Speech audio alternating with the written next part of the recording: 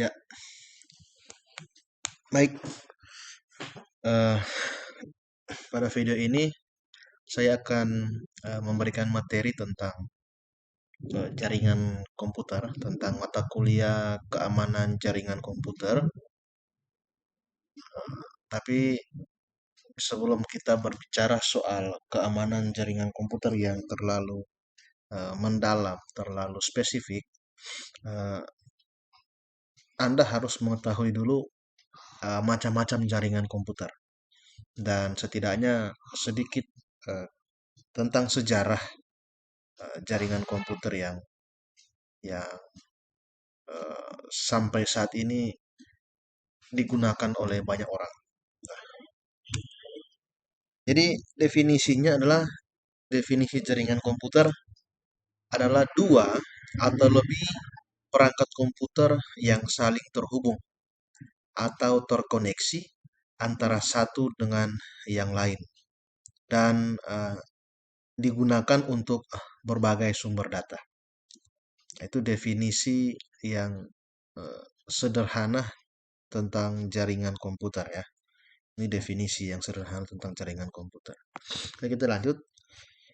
Setiap titik akhir dalam satu jaringan memiliki tanda pengenal. Nah, ini yang biasa disebut dengan IP atau Internet Protocol atau alamat uh, Media Access Control, MAC address ya. Nah, jadi endpoint dapat mencakup server, komputer, telepon, dan perangkat keras yang lain.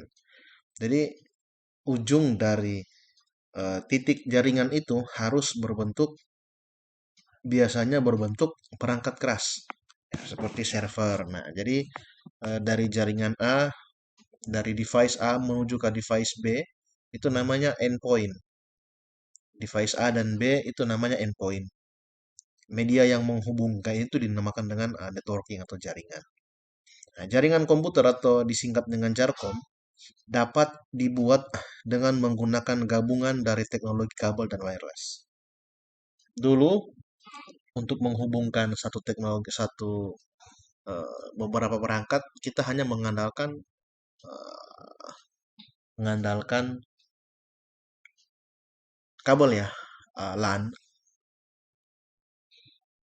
atau local area network. Kita hanya mengandalkan itu. Tapi sekarang ini kita sudah menggunakan wireless. Kita bisa saling terhubung tanpa menggunakan kabel. Nah, teknologi ini yang sekarang sudah sangat instan, sangat praktis. Jadi sudah kita bisa menghubungkan beberapa device tanpa ada media yang dilihat secara fisik. Makanya digunakan wireless. Jaringan dapat bersifat private maupun public. Nah, dalam penggunaan jaringan private biasanya memerlukan akses user yang memasukkan kredensial berupa kata sandi yang dimasukkan secara oleh administrator atau diperoleh langsung oleh pengguna. Untuk penggunaan jaringan publik seperti internet tidak membatasi satu akses. Nah, jadi berbicara soal jaringan tentang private dan public, kita kembali teringat dengan bagaimana kita memiliki tadi IP Internet Protocol. Nah, biasanya kalau jaringan yang lokal di sini dia jelaskan bahwa kita membutuhkan security ya, kita harus melewati proses security untuk kita bisa saling terhubung dengan komputer yang lain. Nah, itu private.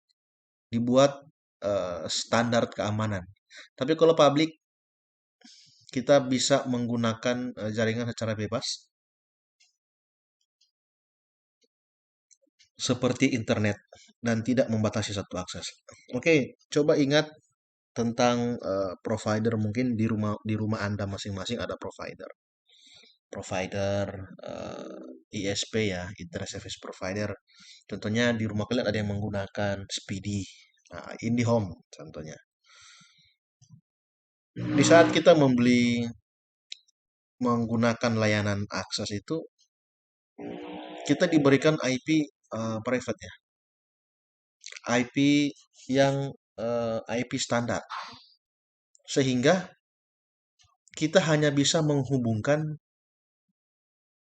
beberapa komputer, tapi hanya beberapa device, termasuk komputer, perangkat mobile, tapi hanya di wilayah ruang lingkup itu saja. Sedangkan kita tidak bisa mengakses komputer kita dari tempat lain. Nah, sebenarnya itu yang dikategorikan dengan IP private. Sebenarnya IndiHome itu juga memiliki satu layanan yang dia menyerahkan kepada kita IP public. Nah, IP public ini tujuannya adalah untuk bagaimana kita dapat mengakses internet di rumah kita di tempat satu titik dari tempat yang lain. Nah, tapi biasanya untuk berlangganan seperti ini, biasanya providernya memberikan biaya tambahan ya. Karena di saat kita bisa mengakses eh, komputer kita dari tempat lain, kita tidak hanya bisa menggunakan sistem komputer saja, tapi kita bisa mengembangkan eh, konsep-konsep perancangan sistem lainnya untuk membantu proses pekerjaan atau proses pelayanan kita.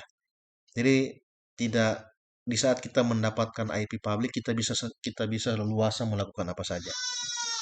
Kita bisa leluasa melakukan apa saja sehingga apa yang dapat kita lakukan dengan IP public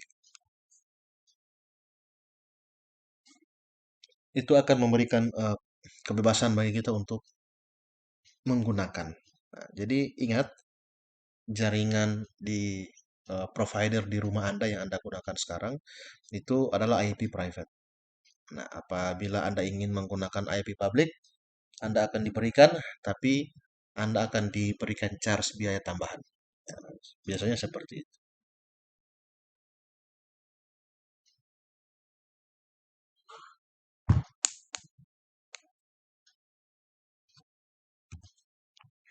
Jadi, coba kita pelajari sejarah pertama kali munculnya ide atau gagasan untuk menggunakan komputer secara bersama-sama. Proyek ini dijalankan oleh sekelompok periset. Periset ini artinya peneliti dari Harvard University di Laboratorium Bell yang dikepalai oleh si Howard Aiken ini.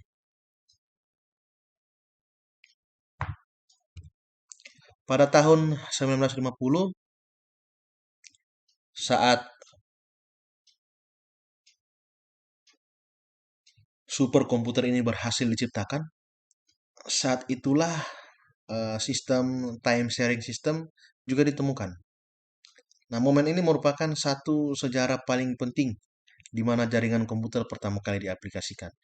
Dan saat ini sudah menjadi hal yang begitu familiar di tengah-tengah kehidupan kita di seluruh dunia, terutama di eh, wilayah Anda tinggal, di mana Anda berada sekarang. Kita sudah tidak bisa lepas lagi dengan masalah jaringan komputer.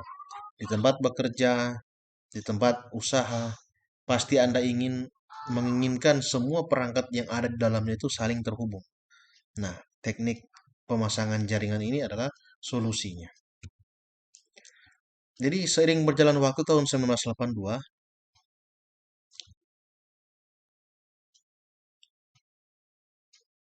Transmission Control Protocol CP berhasil ditemukan. Kemudian pada tahun 84, DNS Domain Name Server juga telah ditemukan. Jadi kalau menurut saya bukan ditemukan ya, diciptakan. Kalau ditemukan itu berarti hal yang sudah ada dan kita menemukan. Kalau TCP, internet, jaringan, DNS ini berarti diciptakan. Dan momen paling bersejarah lahir pada tahun 90 di mana tim Berners-Lee mencetuskan program World Wide Web atau Triple W. Dan untuk tahun-tahun berikutnya, jaringan komputer mengalami perkembangan yang sangat pesat. Jadi tujuan dari TCP/IP DNS server atau Triple W ini adalah untuk menghubungkan device satu dengan device yang lain, baik secara public atau secara private.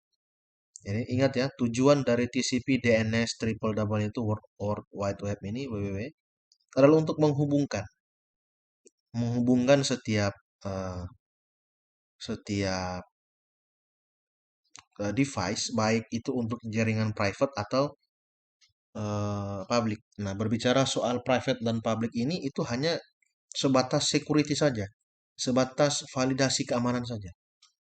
Nah, tergantung keinginan kita maunya jaringan kita private atau public. Nah, ini yang harus kalian ketahui bahwa ada banyak macam jenis-jenis jaringan komputer. Di sini ada poin-poin yang akan saya sampaikan. Yang pertama PAN ya, Personal Area Network. Jenis jaringan ini mencakup wilayah yang lebih kecil. Misalnya pada kantor dan rumah. Biasanya banyak digunakan untuk keperluan internet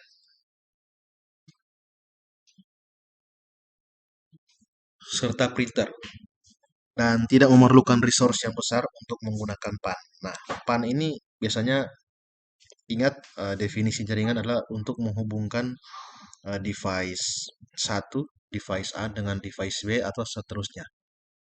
Endpoint dari jaringan itu adalah perangkat keras biasanya. Nah, biasanya PAN ini jaringan antara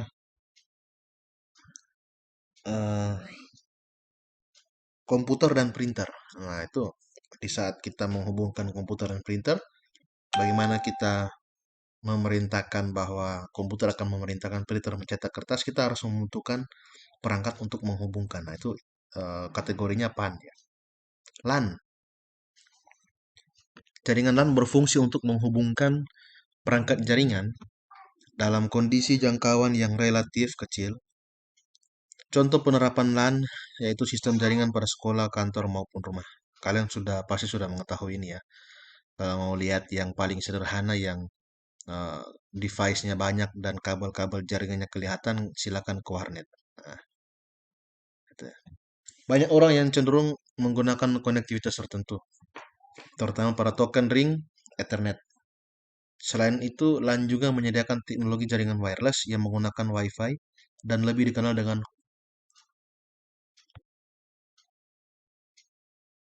WLAN, Wireless Local Area Network. Oke. Sekarang yang ketiga, CIN, Campus Area Network.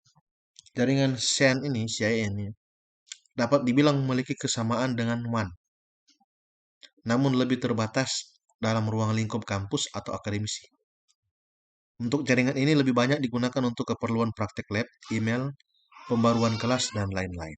Nah, jadi dia saling terhubung dalam jaringan yang memiliki banyak komputer, tapi khususnya ini untuk satu komunitas.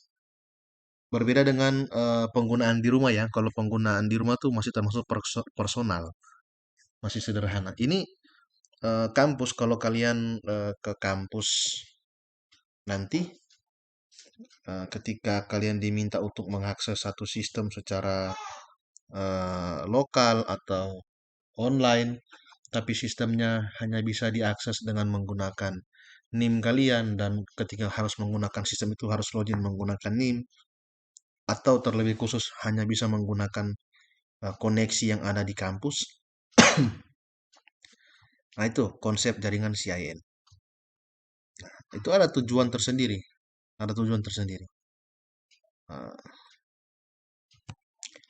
MAN, Metropolitan Area Network. Ini sudah berbicara jaringan untuk skala wilayah ya, skala kota. MAN yang menghubungkan satu perangkat komputer dengan perangkat yang lain dalam ruang lingkup kota pada jaringan yang sama. Jenis jaringan ini lebih besar dari jaringan LAN. Eh, Pemerintah kita, setiap pemerintah yang ada di Indonesia ini sudah menjalankan konsep MAN ini, Metropolitan Area Network. Karena di kantor pusat, contohnya kantor wali kota, dia sudah sistem-sistem yang ada di situ harus terhubung ke kantor-kantor dinas yang lokasinya berbeda dari lokasi kantor pusat. Nah, konfigurasi yang harus disetting dilakukan di situ adalah dirancang MAN, Metropolitan Area Network, jaringan yang berskala untuk ruang lingkup kota. Tentunya perangkat-perangkat pendukungnya, alat-alatnya lebih besar dan tentunya lebih memiliki harga yang lebih mahal ya, karena ini sudah akan melayani skala pelayanan masyarakat dalam skala kota. Jadi besar sekali ya. Nah, yang kelima, WAN, Wide Area Network. WAN merupakan kumpulan LAN yang tersebar secara geografis. Jaringan WAN ini cenderung untuk menggunakan teknologi ACM, X25 serta frame relay untuk konektivitas jarak yang lebih jauh lagi. Wide Area Network. Jadi ini contoh teknologinya ya. Yang keenam, internet. Internet adalah komputer terbesar yang pernah diciptakan oleh manusia. Ruang lingkup dari internet mencakup hampir seluruh penjuru dunia. Jadi siapapun dapat mengakses berbagai sumber informasi dalam berbagai perangkat komputer seperti PC, smartphone, laptop, tablet, TV, dan lain sebagainya. Jadi intinya internet ini memberikan kita semua layanan tanpa batas. Tanpa batas ini saya beri tanda kutip bahwa kita bisa mengakses sistem dari perusahaan yang besar. Kita bisa membuka, contohnya www perusahaan X.com. Sistemnya bisa dibuka. Sistemnya bisa dilihat. Tapi eh, walaupun kita menggunakan internet, batasan dari penggunaan sistem itu kita hanyalah sebagai view. Kita tidak bisa masuk lebih dalam lagi ke dalam sistem itu. Nah, padahal sistem itu sudah digunakan oleh banyak orang di luar sepengetahuan kita contohnya. Karena bukan sistem yang Anda ketahui. Nah, jadi itu ya dengan koneksi internet ini. Jadi ada juga orang-orang yang bersifat yang ingin tahu. Mereka membuka situs yang bukan hak akses mereka dan mereka melakukan injeksi-injeksi tertentu untuk bagaimana dia bisa masuk ke dalam sistem tanpa statusnya sebagai user. Nah, itu bisa dikatakan sebagai teknik hacking. Dan teknik hacking ini banyak dilakukan pada sistem base-nya base-nya uh, web base ya, sudah web base, sudah berbasis internet, sudah berbasis online. VPN, Virtual Private Network. VPN merupakan satu solusi untuk menyediakan koneksi internet yang lebih aman. VPN dapat membuat jalur aman untuk kebutuhan transmisi data. Saat ini banyak sekali platform yang menjual VPN secara gratis maupun menyediakan akses premium. Jadi VPN ini adalah bridge. Saya kategorikan sebagai bridge ya atau jembatan di mana dia bisa menghubungkan kita tanpa batas. Nah, ini merupakan solusi dari beberapa jaringan private jaringan publik yang di privatekan. Nah, VPN ini dia akan membuat eh, bridge atau jembatan untuk bagaimana kita bisa menerobos semuanya. Nah, cara menggunakan VPN, cara memanfaatkan VPN ya silakan kalian pelajari apa manfaatnya dan kapan kalian membutuhkan VPN ini untuk proses kalian belajar atau bekerja nanti. Dan pasti VPN ini akan memberikan solusi. Nah, ada sistem-sistem batasan yang harus kalian ketahui, ada juga yang ya terserah sebagai dasar pengetahuan atau harus kalian dalami secara secara fokus dan konsentrasi. Nah, karena di semua jaringan ini memiliki teknik pengaturan yang berbeda-beda, teknik setting konfigurasi yang berbeda-beda. Nah, orang-orang yang memahami konfigurasi ini ya sekarang banyak dipakai di perusahaan untuk bekerja sama untuk menjaga keamanan jaringan komputer atau menyediakan layanan yang dibutuhkan sesuai dengan apa yang eh, diharapkan oleh perusahaan atau organisasi tertentu. Nah, itulah materi tentang virtual private network. Silakan kalian uh, bisa nonton ulang-ulang video ini untuk kalian memahami dan eh, lebih dalam mempelajari tentang dasar tentang jaringan komputer. Terima kasih.